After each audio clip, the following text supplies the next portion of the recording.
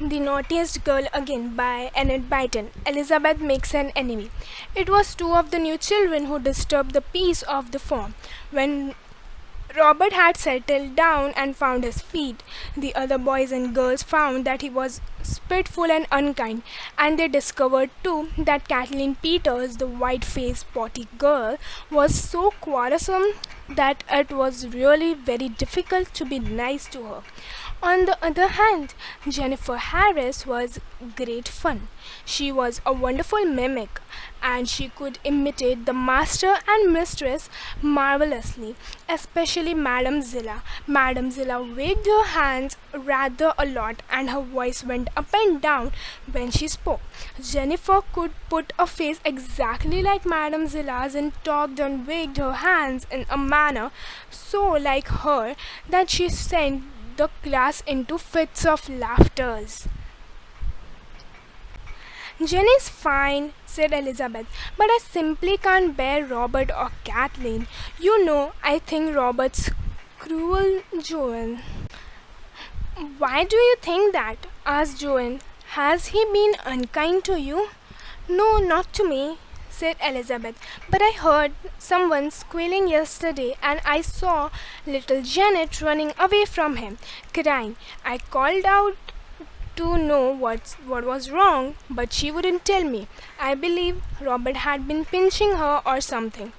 I shouldn't be surprised, said Joan. Belinda Green heard what they were saying and came up. I think Robert's a bully, she said.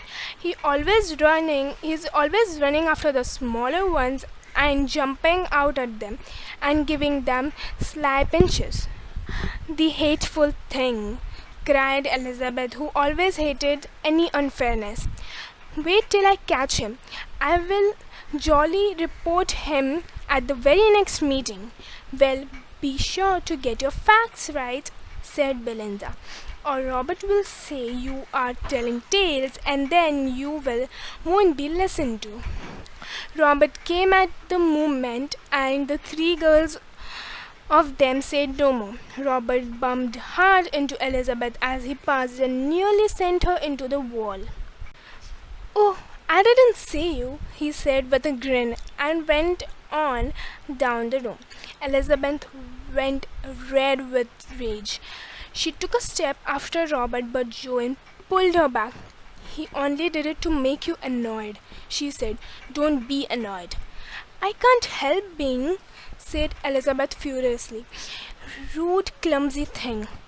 It was no time to go into class then, and there was no time to do anything more. Robert was in Elizabeth's class, and she glared at him as she sat down.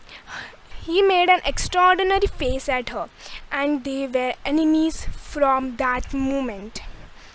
When Robert got nearly all his sums wrong, Elizabeth smiled with pleasure. Serves you right, she said in a loud whisper. Unfortunately, Miss Ranger heard it. Is there any need to gloat over bad work done by somebody else? She said coldly. And then it was Robert's turn to grin with delight.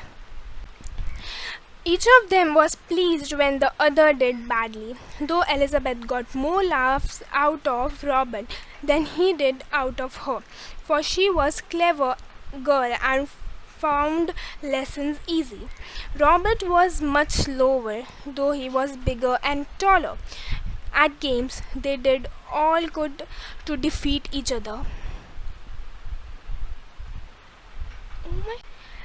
They were very often on opposite sides, and if Robert could give Elizabeth a whack over her hand with his lacrosse stick or a blow on the ankle with his hockey stick, he would.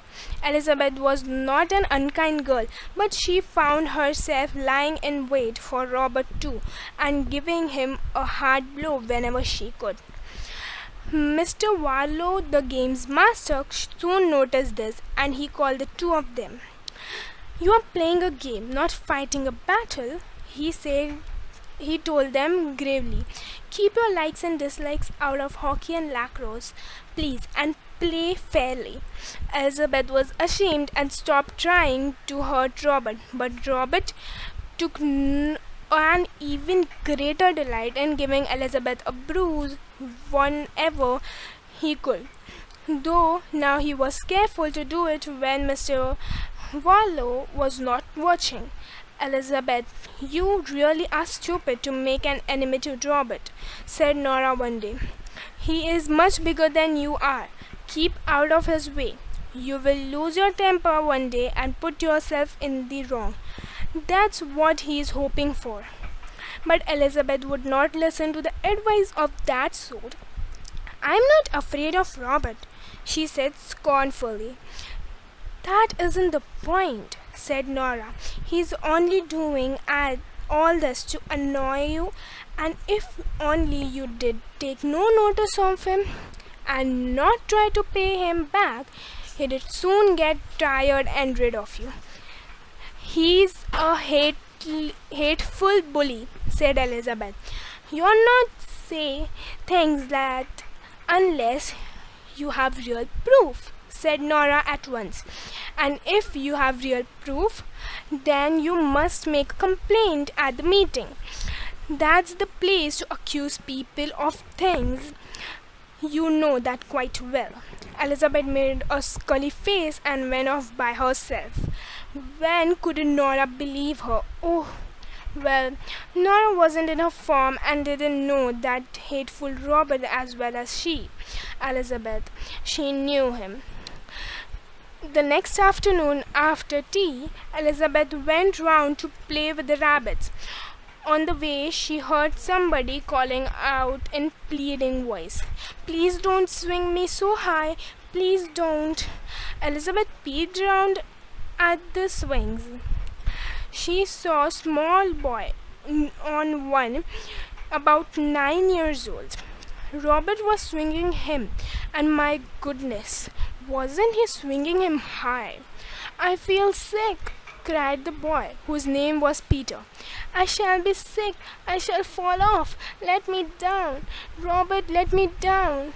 Don't swing me any more." But Robert took no notice of the small boy's shouting. His thin lips were pursed together, and with an unkind gleam in his eyes, he went on pushing the swing higher and higher and higher. Elizabeth was so angry that she had to blink her eyes to see clearly. She ran to Robert. "Stop!" she cried. "You are not to do that. You will make Peter ill." "Mind your own business," said Robert. "He asked me to give him a swing and I'm giving him one. Go away, you interfering girl. You are always poking your nose whenever it isn't wanted." "Oh, I'm not," cried Elizabeth. She tried to catch hold of the swing as it came down to stop it, but Robert was too quick for her. He gave her a push and sent her spinning into a bush. Then he sent the swing even higher than ever. "I will go and tell somebody," cried Elizabeth, picking herself. Tell, chanted Robert, giving the swing another push. Elizabeth lost her temper completely and rushed at the aggravating boy. She caught hold of his hair and pulled at it hard that she pulled a whole handful out. Then she slapped him on the face and gave him such a punch in his middle that he doubled himself with a groan. Elizabeth stopped the swing and helped the trembling Peter off the seat. "Go and be sick if you want to," she said, "and don't let Robert swing you anymore." Peter straggled off, looking rather green. Elizabeth turned to face Robert, but just then 3 or 4 children came up, and neither child felt inclined to go on with the quarrel in public. "I will report you at the very next meeting," cried Elizabeth, still in a great temper. "You just see. You will be punished all right, you cruel, you unkind boy." She went off raging. Robert looked around at the interested children who had come up. "What a temper that girl has got," he said. Look her. She pulled my hair out. He picked up some of his black hairs and showed them to others. They looked surprised. You must have been doing something awful to make Elizabeth lose her temper like that, said Kathleen. I was only giving him someone a swing, said Robert. Elizabeth interfered as usual. I wish she'd leave me alone. No wonder she was called the naughtiest girl in the last term. We pinned a notice on her once. She called her the bold bad girl, said someone with a laugh, as he remembered how angry Elizabeth had been. Did you hit Elizabeth, Robert? If you did, you are mean. Girls are awfully annoying sometimes, but if you're a boy, you can't hit them. I didn't touch her, said Robert, though he knew quite well that if the others hadn't come up at that moment, he would certainly gone for Elizabeth and slapped her hard. She just went up in smoke and flew at me, the horrid girl. Elizabeth rushed off to tell Joan all that had happened. Joan listened gravely. Robert really is a horrid bully, she said. He will have to be stopped. But oh, Elizabeth, I do think it's rather a pity you lost your temper like that. You have got such a hot temper, you know. Well, anyone would have lost their temper if they had seen Robert swinging that poor wretched little Peter almost over the top of the swing post. And Elizabeth, said Elizabeth, she boiling with rage. He was quite green. You don't suppose the meeting will think it's telling tales if you report Robert, do you? Asked Joan doubtfully.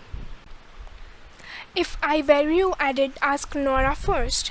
I will do no such thing, cried Elizabeth. I'm the best judge of this.